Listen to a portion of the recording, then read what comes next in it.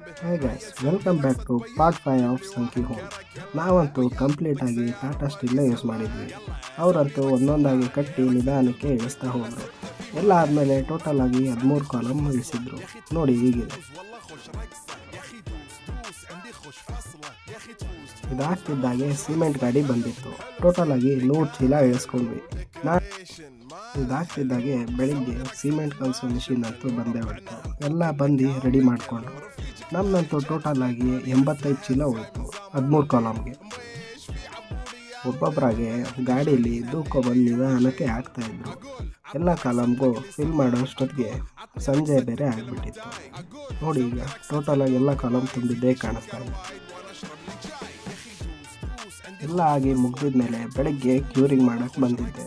Total ಆಗಿ cost ಎಷ್ಟು ಆಯ್ತು ಅಂತ ನೋಡೋಣ ಬನ್ನಿ. ಸಿಮೆಂಟ್ಗೆ 33,500, ಮಿಷಿನ್ಗೆ 9,000, ಟೋಟಲ್ ಆಗಿ 4,65,000